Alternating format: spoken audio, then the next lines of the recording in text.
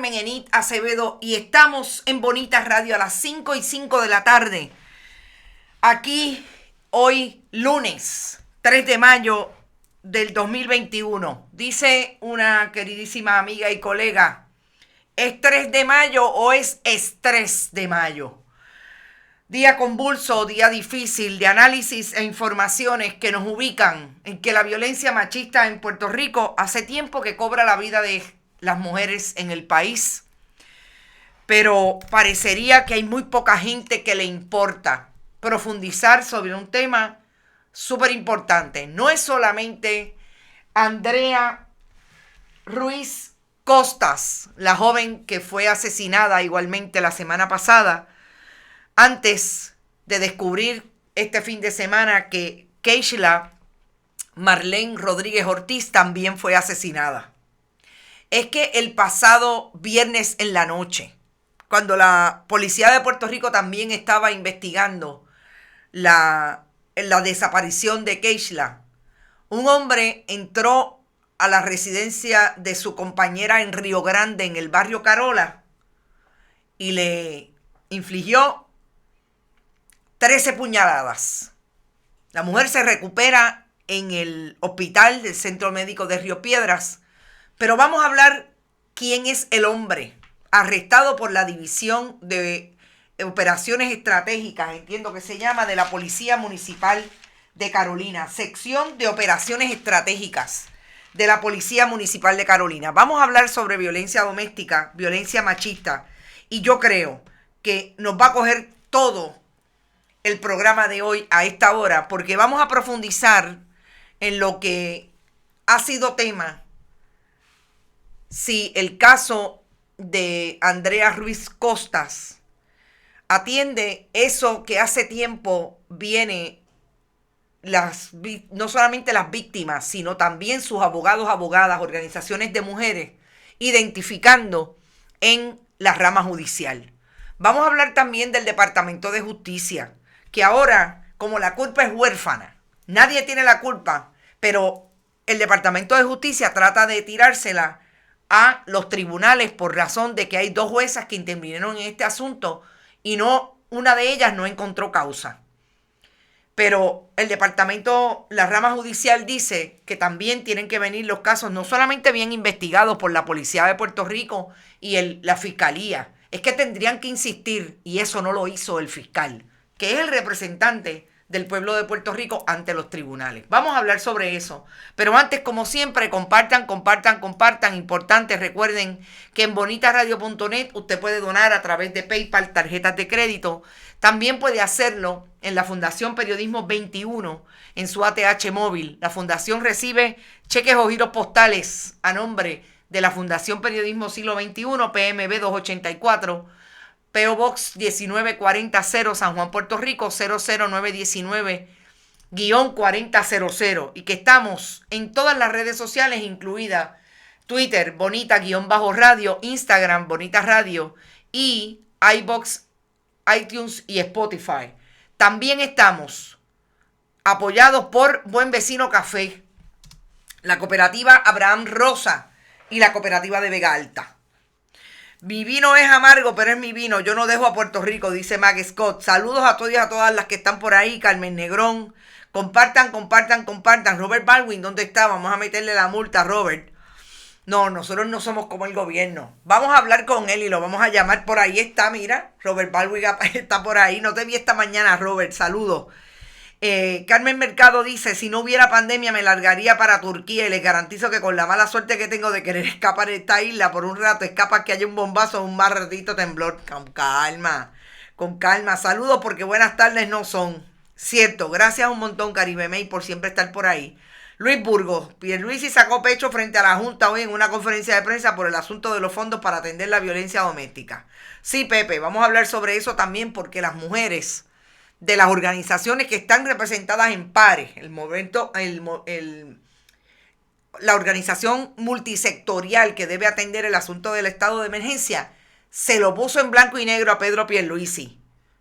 Y es así que no comen cuento y no están amparadas por la política partidista. Carmen López también está por ahí. Hace tiempo que no te veía, Carmen. Eneida, buenas tardes. Iraida Molina. Bueno, vamos a lo que me parece debo comentar antes de entrar en los asuntos de violencia doméstica. Pedro Pierluisi acaba o hace un rato, esta mañana, poco más al mediodía, de colocar supuestamente a media asta por 30 días, porque hay un asunto de duelo, decretar un duelo de 30 días por la muerte de Carlos Romero Barceló. A mí me gusta esta imagen porque esta imagen es Yacira Jordán Conde, o Sayira, siempre le cambio el nombre. Ustedes perdonen que esta mañana dije Astrid y ustedes insistentemente diciéndome que era Andrea, pero no lo vi hasta después.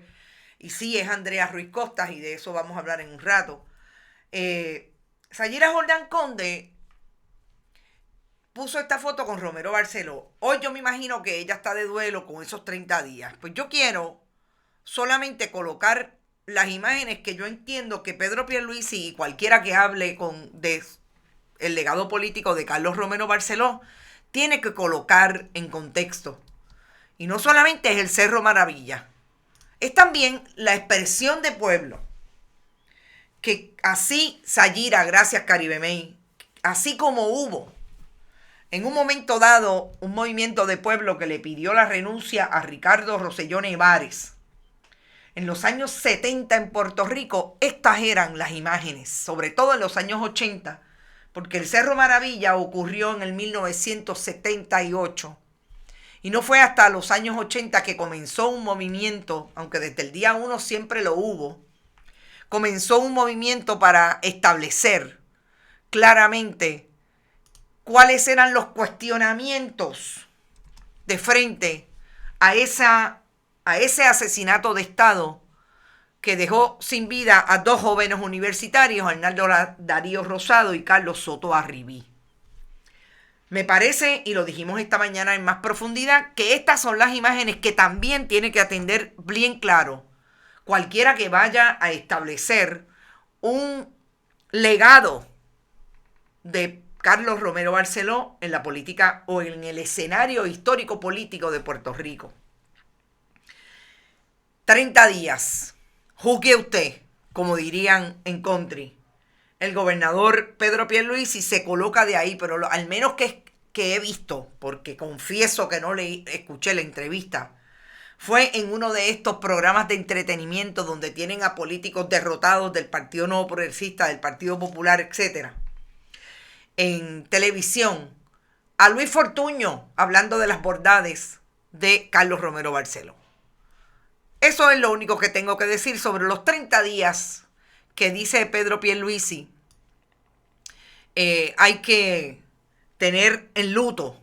Yo me imagino que Pedro Pierluisi debe estar hablando de las 405,000 personas que votaron por él y le dieron el voto íntegro al Partido Nuevo Progresista, de donde era líder Carlos Romero Barceló. Así las cosas, hablemos de lo que es nuevo en términos de la composición mediática que ha habido desde el pasado viernes en relación al caso de, por un lado, el caso más mediático definitivamente fue el de Keishla, asesinada a manos de dos personas, una de ellas el hoy acusado Félix Verdejo Sánchez. Está corriendo en las redes sociales una alegada manifestación, un alegado testimonio de la madre de Félix Verdejo, que no se sabe, hay una foto de ella con él, pero honestamente yo hasta el momento no he podido establecer que esa en efecto es la madre y sobre todo adjudicarle esas palabras a ella. Son palabras de una madre que está quizás en el momento más doloroso que pueda tener una persona relacionada a otra, en este caso madre, hijo, hijo, madre, por las acusaciones de su hijo. Es un discurso que habla de que mi hijo mató, no está diciendo está acusado, mató a esta persona. Es el dolor más profundo, pero no me juzguen. Yo tampoco lo voy a juzgar. Y de hecho, esta es la madre de Félix Verdejo la que aparentemente hace contacto con un abogado a quien ya contrató, en este caso Luis Irizarry, para atender lo que está ocurriendo en el Tribunal Federal después que ayer a las 3:21 de la tarde fuera acusado Verdejo Sánchez en relación a todo lo que ocurrió en medio de la desaparición de Keishla, y que en efecto allí en el Tribunal Federal fue acusado del carjacking, de haber resultado una persona muerta en medio de ese carjacking, y por otro lado el delito relacionado a un niño, un natimuerto, una persona como un unborn child, niño o niña no nacido, y el secuestro. Yo voy a empezar por decir que la juez Camille Vélez Ribé recibió hoy en una vista inicial a Verdejo Sánchez, lo dejó confinado hasta tanto no se dilucide y la fiscalía no dilucide una vista de fianza. Y recordemos que lo que debe hacer la fiscalía ahora es ir ante el gran jurado para entonces dilucidar allí una acusación formal contra Verdejo Sánchez y empezar a activar todo el calendario del caso a base de esa acusación. ¿Por qué es importante? Porque sabemos que no hay una certificación, pero la fiscalía va a intentar, ya inicia el procedimiento, intentar buscar la certificación del caso contra Verdejo Sánchez como uno de pena de muerte. Y para eso tiene que haber un abogado, como dijimos esta mañana, específicamente que atienda el asunto de la pena de muerte. El tribunal hoy, la magistrada Vélez Ribé le asignó una abogada del tribunal, o sea, una abogada del distrito que se asigna por el tribunal. En este caso es la licenciada Laura, a ver si consigo el nombre completo de Laura, que siempre se me olvida. Es una abogada de mucha experiencia en el Tribunal de Estados Unidos en Puerto Rico. Y por otro lado está este abogado que la madre de Verdejo contrató para que lo defienda. Laura Maldonado Rodríguez es la jueza, es la abogada nombrada por el tribunal. Ahora lo que ocurre es que Verdejo se queda confinado hasta tanto no empiece a dilucidarse. Traiga la defensa o traiga la fiscalía. La defensa, ¿por qué Verdejo debería estar en la calle? Y la fiscalía, los agravantes. Lo que entiende son agravantes no solamente del delito cometido, que es un delito de violencia. Lo que entienden puede ser Verdejo Sánchez un riesgo de fuga. Y ahí es que empieza a dilucidarse si se queda o no se queda. Si ustedes me preguntan mi experiencia, ese tipo de delitos de violencia, donde hay un testigo participante que dice que hubo no solamente premeditación y alevosía, sino que hubo supuestamente droga para que la joven no pudiera moverse y así poder terminar lo que empezaron a hacer cuando la entramparon y la llevaron allí a esa reunión, el propio Verdejo Sánchez, según el testigo, y ahí comenzó todo el asunto. Es que estamos hablando de que 48 horas antes empezaron a planificar, cuando supuestamente Verdejo llamó a esta persona para que lo ayudara a terminar con el embarazo de Keishla. Todos esos son situaciones que yo estoy segura que la fiscalía va a argumentar que no hay manera que Verdejo esté en la calle antes de que se vea el juicio en su contra. En esta etapa, lo más importante es esos dos abogados que van a establecer.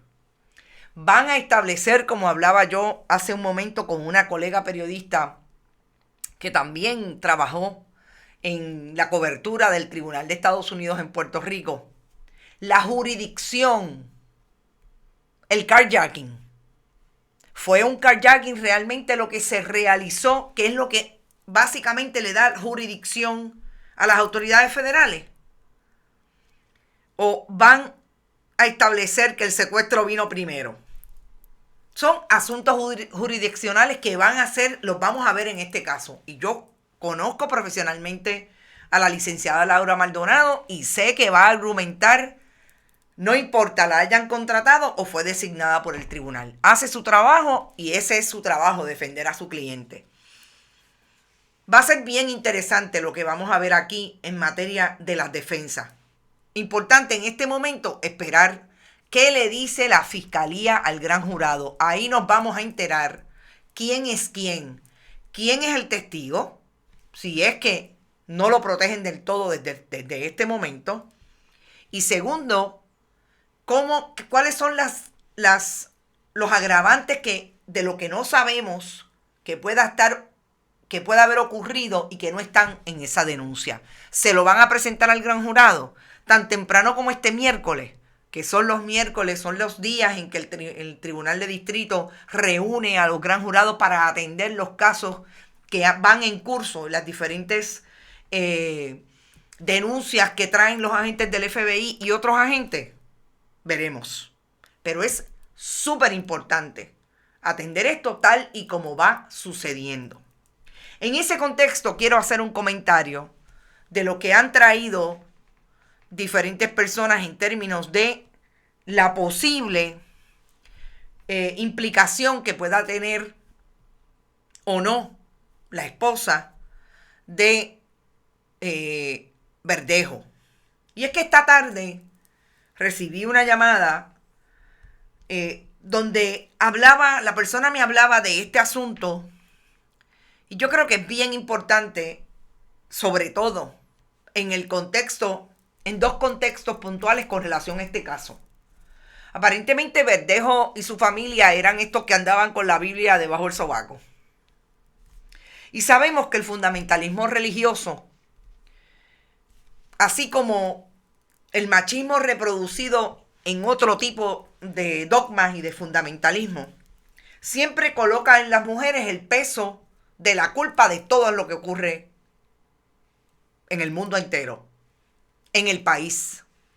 Las mujeres somos las culpables de todo. Ayer me argumentaba un amigo que quiero mucho, pero realmente las diferencias son fundamentales cuando hablamos del asunto de la violencia machista. Y su comentario en Facebook era que las niñas y sus hijas y sus sobrinas y sus primas y las mujeres teníamos que identificar y hacerle caso a esas veces en que los hombres se tornaban o podrían ser agresores. O sea, la culpa es nuestra porque no nos damos cuenta que esos hombres nos pueden agredir o que pueden terminar con nuestras vidas. Ese signo es lo que me parece que hace la persona que hoy podría estar publicando y comentando que ahí tiene que estar presente la esposa de Verdejo Sánchez. Como si a él no se lo pudiera haber ocurrido. Porque siempre el peso, la bota, la bofetada es de las mujeres. Y yo creo que eso hay que revisarlo. Más que revisarlo, erradicarlo. De eso es lo que estamos hablando cuando hablamos de patriarcado y violencia machista. La culpa siempre es de las mujeres. Los hombres no hacen nada.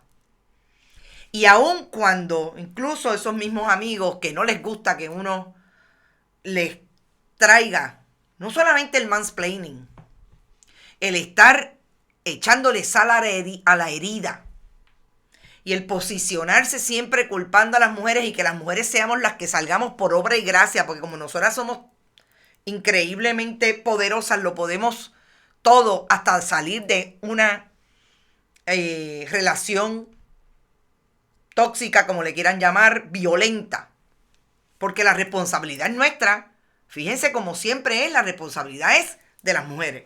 Pues yo sí le busco las 5 patas al gato y les digo que lo más importante es que podamos reflexionar y no hacer el mansplaining que hacen constantemente. Siéntense a educarse, así como nos pedimos a nosotros los periodistas y nos piden que nos eduquemos. Edúquense, porque las mujeres estamos claras y aquí están las manifestaciones que no paran en el país puertorriqueño sobre la violencia machista. Está bien claro, ahora mismo están las jóvenes de diferentes organizaciones y los jóvenes, porque también hay hombres, allí en el frente a la fortaleza, denunciando, nos queremos vivas. Eso con relación al asunto de Verdejo Sánchez y la implicación siempre de que tiene que haber una mujer envuelta. Esperemos, involucrada. No sabemos. Hay unas incongruencias en un momento dado en esa denuncia de la gente del FBI. Incongruencias no en términos de contenido, sino en identificar o no a la persona en términos de género, si es un hombre o una mujer, o en términos de sexo. En un momento dice él, pero no sabemos. Vamos a esperar a que esto corra. Y pueden estar seguros que por lo menos en Bonita Radio, cuando tengamos las informaciones completas, cuando las tengamos, razonable es la del tribunal, sin ninguna duda, como ayer tuvimos en primicia la certificación por parte de la Fiscalía del caso de pena de muerte, lo vamos a traer y vamos a hablar y lo vamos a analizar. El respeto mutuo es lo que debe enseñarse desde pequeños. Celinés Borges, saludos. Qué bueno que estás por ahí. A mis hijos de pequeños yo les decía que las niñas son como las flores, no se dañan, ni se tocan, ni se rompen. Y podríamos estar hablando de las diferentes imágenes y podríamos estar en desacuerdo, pero es fundamental eso que habla de la equidad. Eso que habla de que tú no le hagas a nadie lo que no quieres que te hagas aquí, que te hagan a ti. ¿Qué línea más universal que esa? Eso es una línea universal. No importa el género, no importa dónde te ubiques en materia de sexualidad y género. Y el asunto del fundamentalismo religioso está ahí planteado. Y lo plantean desde ellos. Ahorita vi una imagen de Verdejo Sánchez siempre con la Biblia de frente. Escuché una entrevista en que Verdejo le estaba diciendo a un comentarista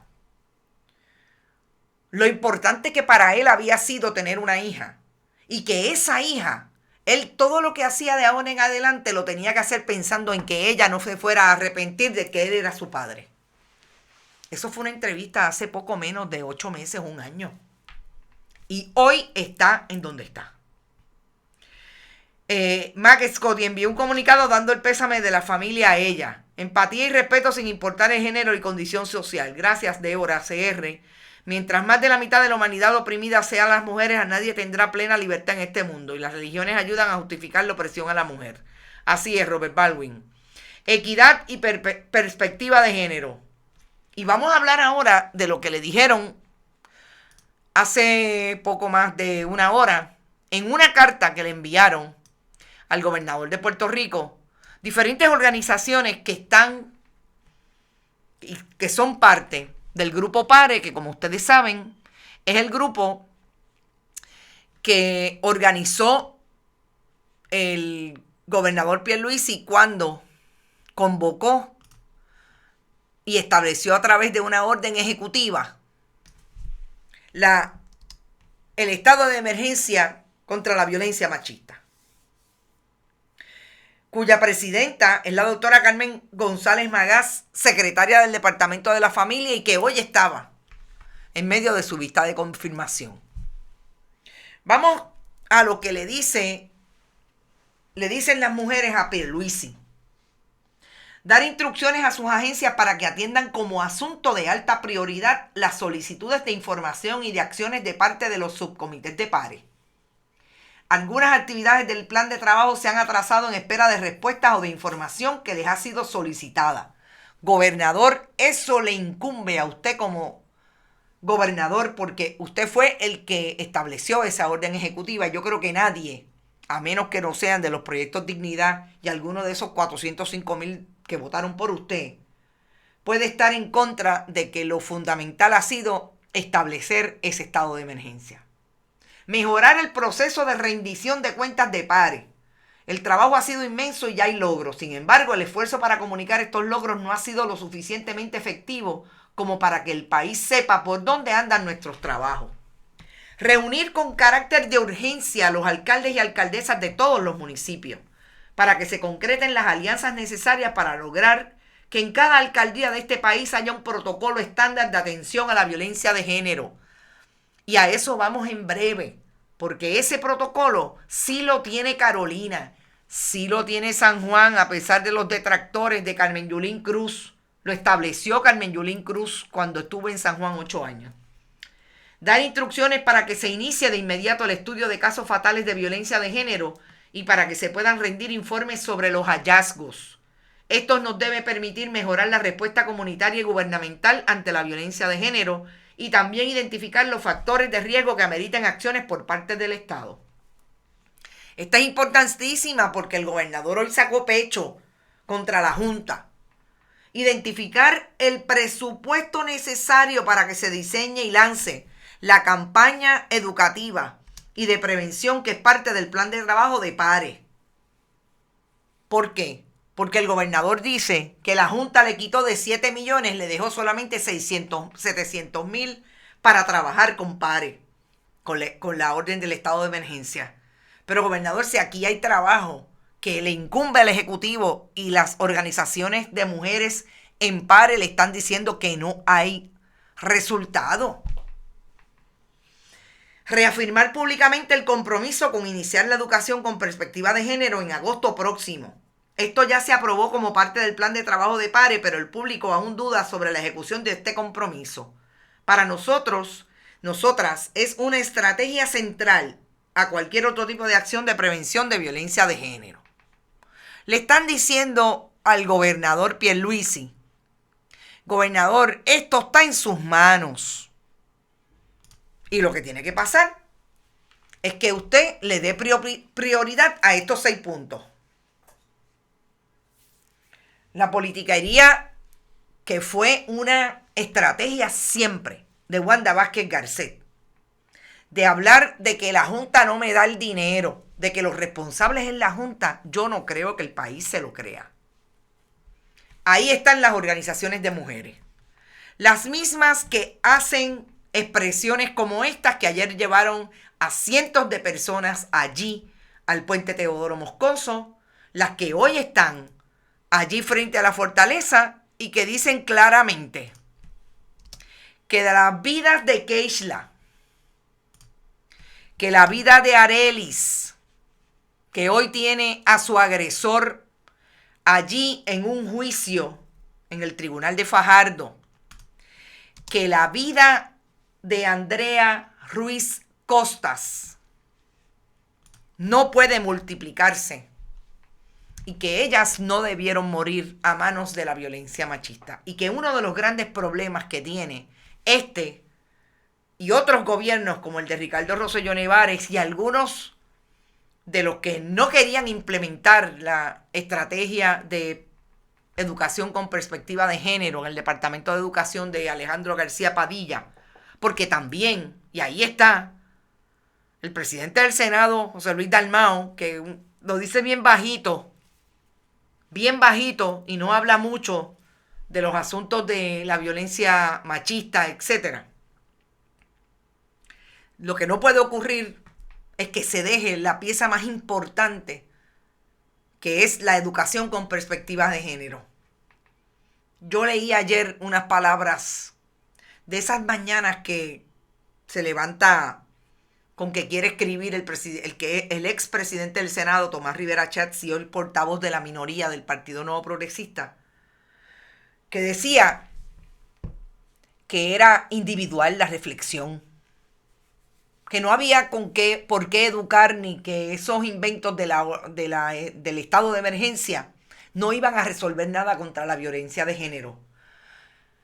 Era algo así como insistir en que la salvación es individual,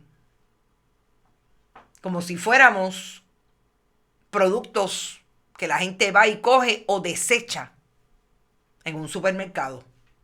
Ese es el liderato del Partido Nuevo Progresista en la imagen de Tomás Rivera Chatz.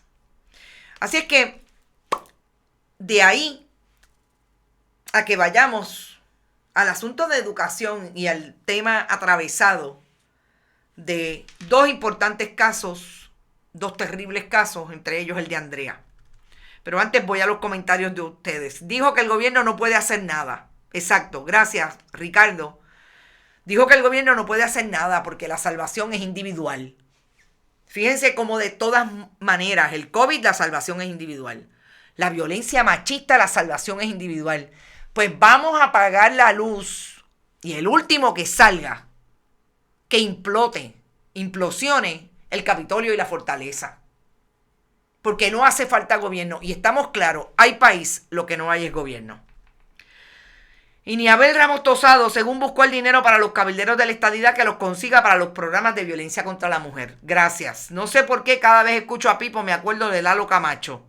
Jamás verás una mujer papa o sacerdotisa. Esto se debe después de las reformas de Lutero. Dice Dula Eugenia. Saludos, Dula Eugenia. Te debo información. Políticos machistas. Dice Yanni Moreno. Saludos, Yanni. Gracias a todos los que están por aquí.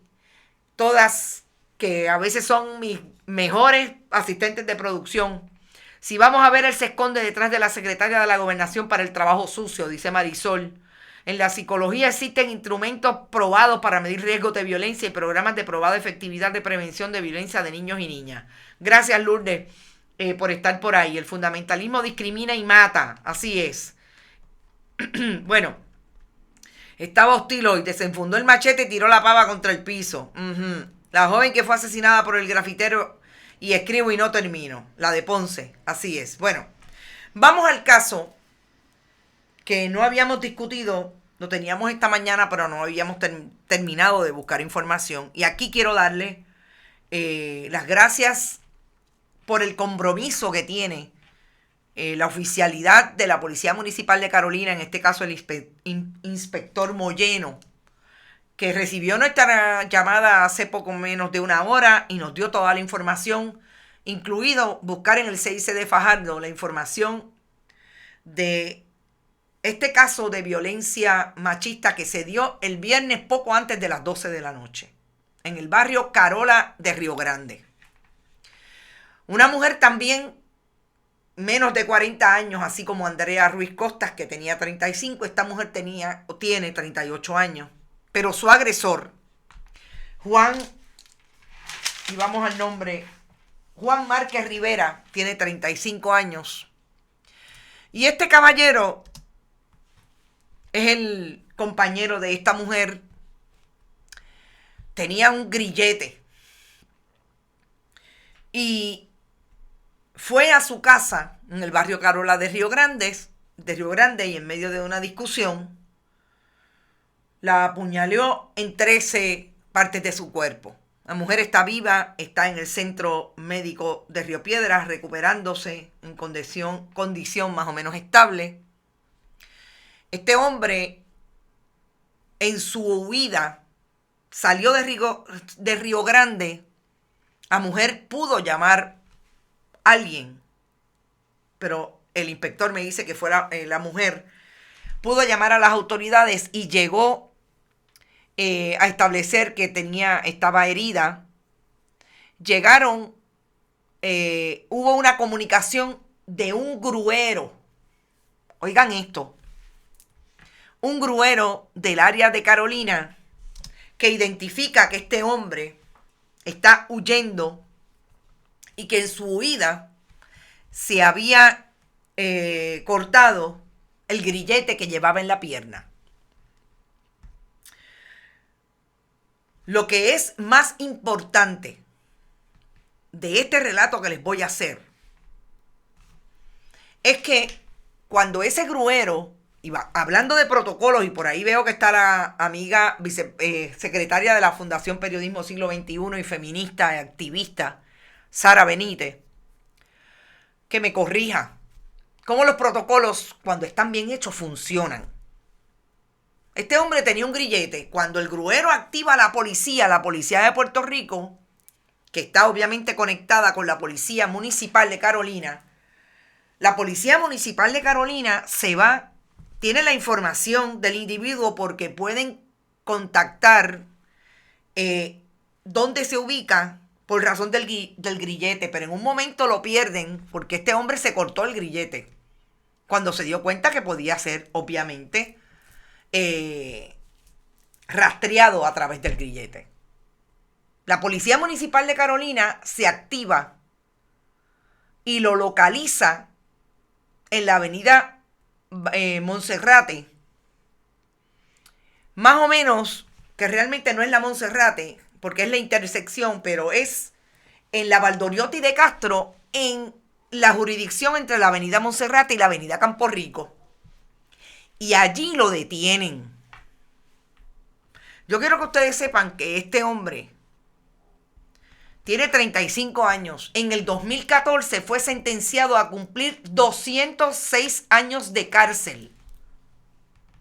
206 años de cárcel por ser partícipe y ser encontrado convicto por una masacre cometida contra 3 personas y un herido en Calley en el 2014. La sentencia fue en el 2016. 2014 detenido precisamente cuando estaba prófugo en Santurce. Lo confinan, está preso hasta el 2016. Hay una sentencia. Y este año, en el 2020, por razón del famoso caso, en el 2020 no este año, hace 15 años, hace 15 meses, hace 15 días, no, el 20 de abril del 2020, este hombre, este año, el 20 de abril es otra fecha. Este año fue excarcelado y el Tribunal Apelativo emitió una sentencia relacionada a su caso porque una vez la defensa de Juan Márquez Rivera radicó un habeas corpus, o sea, está preso ilegalmente por razón de que en abril del 2020 el Tribunal Supremo de Estados Unidos determinó, en el caso Ramos versus Luisiana, que el requisito de unanimidad es un elemento fundamental de los juicios por jurados en causas criminales. Lo que provocó entonces que aquella sentencia de 207 años que tenía este hombre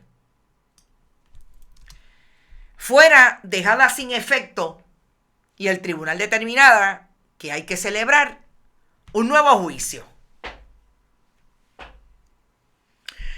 Se parece muchísimo a la que estaba en el Departamento del Trabajo, que hacía anuncios, pero de trabajo fue un revolú.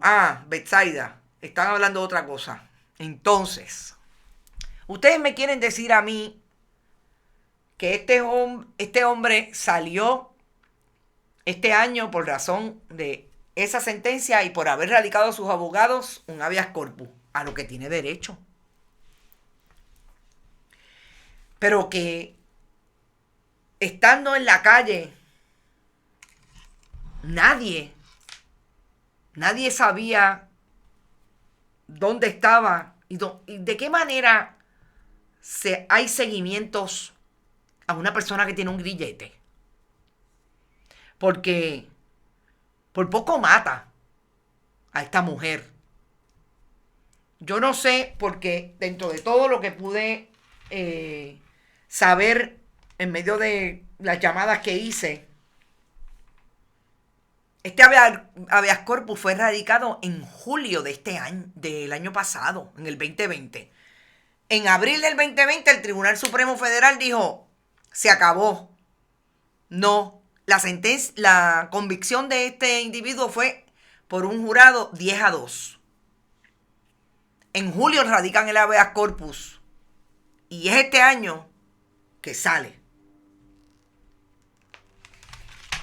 Y me dicen a mí que este es el primer delito que comete.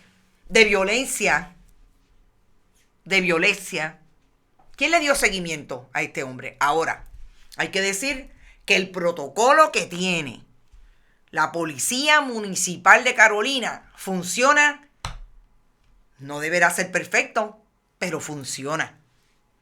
Y no es la primera vez que escucho que alguien me dice que San Juan y Carolina tienen los mejores protocolos. ¿Y por qué ustedes creen que las mujeres de las organizaciones que están en pares están diciendo, gobernador, actívese, lo que hay que hacer es mover esto rápido, vamos a hacer más las reuniones con los alcaldes y las alcaldesas, porque es lo que tiene que pasar, porque si no, no hay manera, porque si se sientan a hacer conferencias de prensa para sacar el machito pichón afuera y decir que la Junta es la culpable, están politiqueando igual.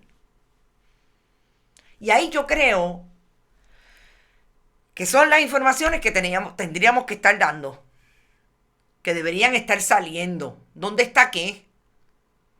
Hay supuestamente otro caso de Canóvana, que igualmente fue la mujer quien llamó a las autoridades. Del viernes al sábado igualmente. ¿Dónde está Jago? Oh, ¿dónde está la procuradora de las mujeres? ¿Ustedes la han visto? Porque yo no la he visto. Porque Pipo lo único que piensa es en la estadidad. Saludos, Mac Scott. Betsy Suárez dice, milagro que no lo hicieron senador. Pero como no le siguen el rastro de esas personas psicópatas con esos antecedentes penales, dice Celine Borges. Marisol, exacto, y desde la adolescencia lo amó y como le pagó su amado. No sé de qué hablan. Un grillete debe ser una cadena con una bola de acero, dice Carmen Mercado. Si no hay oficiales suficientes, ¿cómo rastrean los que andan por la libre con grillete? Perdonando el derecho se gana, no se debe otorgar. Pablo Casellas anda suelto también por esa misma decisión judicial. Carmen Enite, estamos hablando del Erciboria. Ah, exacto. ¿Sí? ¿No? ¿Dónde está el Erciboria? Si la ven, díganme. Ah, le dio una entrevista al personaje de radio. Eso es a donde único ellos van, porque saben que allí no le hacen las preguntas. Esta mañana la procuradora hizo una intervención en TV. No dijo nada sustancial, igual que siempre, dice Ricardo. Ni para Apul ni para banca no sirve. Y el último caso que yo quiero que nos ocupe es el tema de Andrea Cristina Ruiz Costa, quien acabo de leer una nota que sus familiares le dieron gracias a el pueblo de Puerto Rico por el abrazo fraternal y las condolencias que le han enviado a esa familia después de saber que fue asesinada por su expareja después de tener por lo menos 3 intentos. 2 intentos ante los tribunales y un tercero cuando trató de buscar ayuda para pedir una orden de protección, porque Miguel Ocasio, que era su pareja o fue su pareja por unos 8 meses, la asesinó aparentemente por asfixia. Todavía no está claro porque no ha bajado la autopsia del Instituto de Ciencia Forense. Después de tener aparentemente una discusión con la joven, y ella en su intento de buscar protección de las autoridades compareció por lo menos en 2 ocasiones al tribunal, y las 2 juezas que atienden los casos de violencia doméstica en el Tribunal de Primera Instancia de Caguas, una no accedió a ver el caso y la otra no encontró causa. La primera no accedió a ver el caso sin más, y la segunda, que es de la que tengo nombre porque la primera soy honesta, sé que hay un nombre que ha circulado, pero no lo conseguí esta tarde cuando hice todas las anotaciones para hablar del asunto. Pero hubo un caso ante el tribunal que aparentemente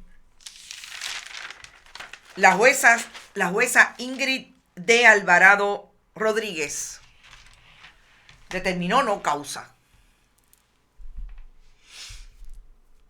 En anteriores ocasiones yo he identificado las conexiones que tienen, en el caso del tribunal apelativo, y los perfiles que tienen diferentes elementos de la judicatura cuando hablamos de sus diferentes decisiones. Y yo creo que esta no debe ser la excepción. Ingrid Alvarado Rodríguez es la cuñada del presidente del Senado, José Luis Dalmau. Es una abogada que, según el registro de la Oficina del Contralor, ha tenido contratos con el gobierno de Alejandro García Padilla, específicamente en la Autoridad de Energía Eléctrica. Es la esposa del hermano de José Luis Dalmau, Ulises Dalmau. También tiene un contrato, ella y su esposo, por lo menos ha tenido, con el municipio de Caguas, en materia de unos alquileres de una propiedad aparentemente allí en Caguas que tienen con el municipio.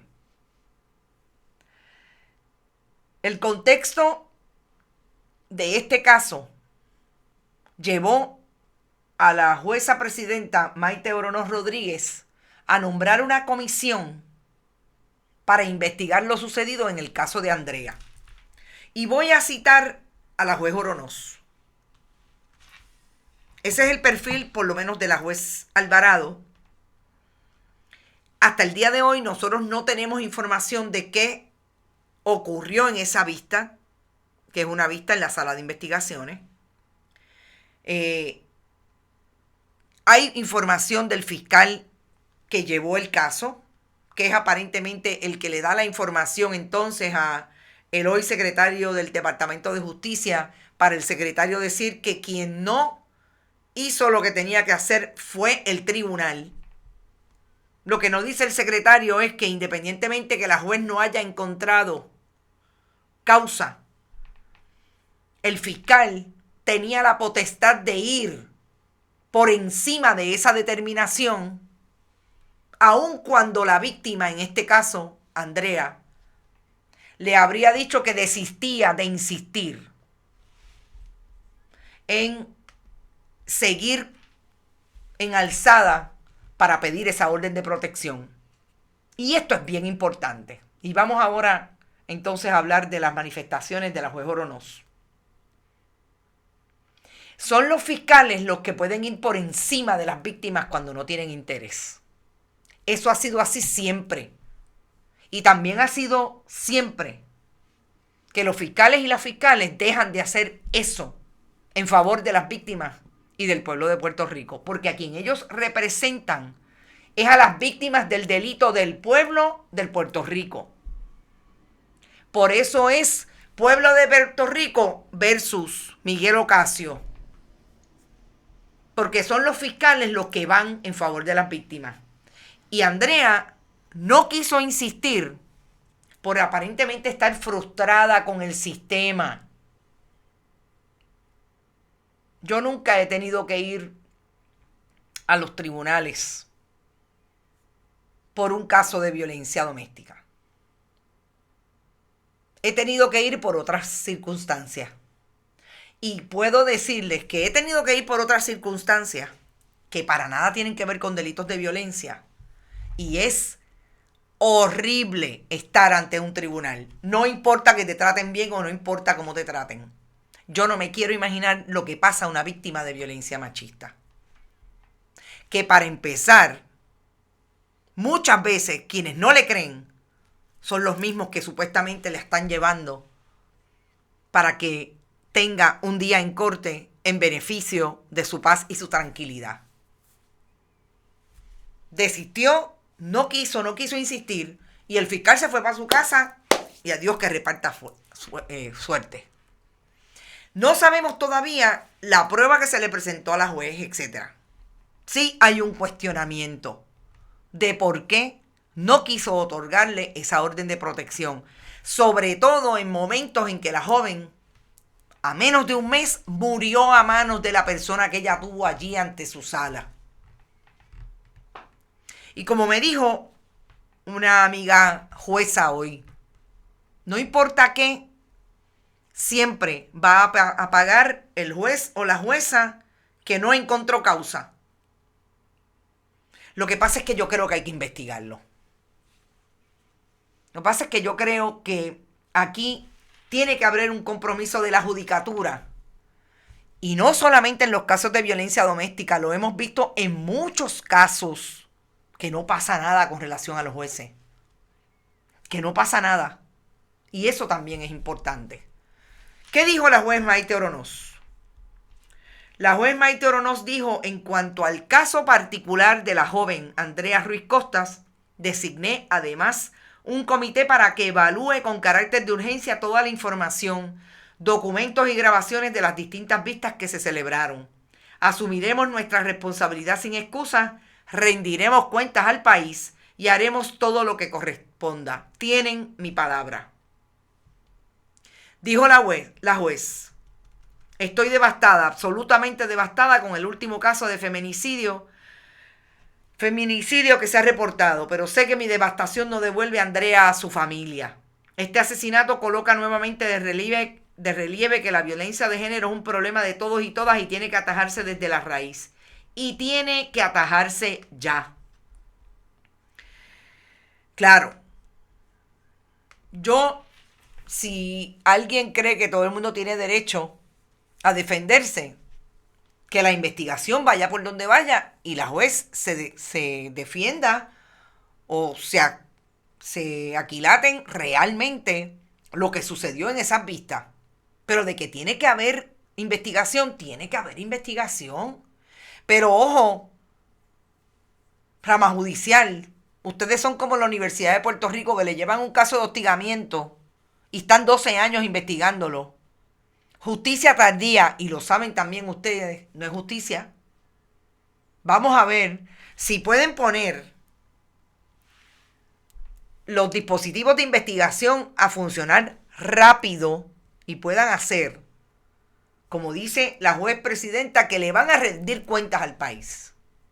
Porque sí, no solamente es el Ejecutivo, no solamente es el Legislativo, la rama judicial le debe una respuesta al país sobre esta y tantos otros asuntos que se han ventilado públicamente de la función judicial. Pero yo lamento decirle al secretario del Departamento de Justicia que tampoco utilice el elemento relaciones públicas para traer mensajes de que el problema y la culpa y hacer así a la rama judicial, la responsabilidad aquí es de mucha gente y de muchas instituciones. Y yo creo que nadie está libre de polvo y paja en este asunto. Como dijo Pierluisi, a toda esta investigación ahí se queda en nada. O, si no son competentes, que renuncien. Olvídate de eso, ellos no existen. También hay que comenzar a hablar sobre la justicia restaurativa. Hay que cambiar el enfoque del sistema. Claro, poco a poco, Caribe May, estoy de acuerdo contigo y yo creo que debemos estar hablando de lo punitivo que está haciendo la justicia en Puerto Rico. Volvemos al asunto de la educación. ¿Desde cuándo no hablamos aquí del concepto de rehabilitación y educación que deben haber en las instituciones penales? ¿Ustedes creen que ese joven que tenía 207 años de cárcel en las costillas tuvo algún elemento de rehabilitación en los posibles 4 años, un poco más, 6 años que estuvo en la cárcel? No me da la impresión. Tasas esas ramas del gobierno, no entendí. Eso veo yo, la responsabilidad es compartida. El asesinato de Valerian Almodóvar de Ponce a 2 años de su muerte no lo han tocado. Valerian Almodóvar, ahí está el caso de Arely, ahí está el caso de Levittown, de la mujer trans, de Alexa. son muchos. Y al día de hoy, Ejecutivo sabemos dónde está. Vamos a ver qué pasa con el Legislativo y con la rama judicial. El asesinato de Valerian, ya lo dije, Zoraida, gracias. Me tardé, dice Carmen Ivonne Padua. Bueno, ya me tengo que ir. Son las 6 de la tarde. Yo creo que fuimos bastante al punto, sobre todo con los nuevos casos y el nuevo análisis que teníamos en relación al caso de Andrea, composición, rama judicial y todo lo que está ocurriendo con los diferentes protocolos. Y ahí está. Los que funcionan y los que no funcionan. Ojo, vamos a seguir dándole seguimiento al asunto de esta carta de las mujeres a el gobernador Pierluisi. Vámonos por esta hora. Mañana es otro día, a las 11 de la mañana tenemos Esto es lo Último. Recuerden que estamos en bonitasradio.net, que allí pueden donar a través de PayPal y tarjetas de crédito. Pueden hacerlo en la Fundación Periodismo 21 en su ATH móvil. Envíenos cheques o giros postales a la Fundación Periodismo Siglo XXI, PMB 284, PO Box 19400, San Juan, Puerto Rico, 00919-4000. También estamos en todas las redes sociales, incluidas Bonita-Radio en Twitter, Bonita Radio en Instagram, iVoox, iTunes y Spotify, tipo podcast. Y no se olvide que siempre están con nosotros Vega Alta Coop, la cooperativa Abraham Rosa y Buen Vecino Café. Nos vemos mañana a las 11 de la mañana en Esto es lo Último. Descansen. Síganos en todas las redes y sobre todo en nuestra página web bonitasradio.net. Están todos nuestros contenidos de todas las plataformas. Éxito y hasta mañana a las 5. Buen provecho.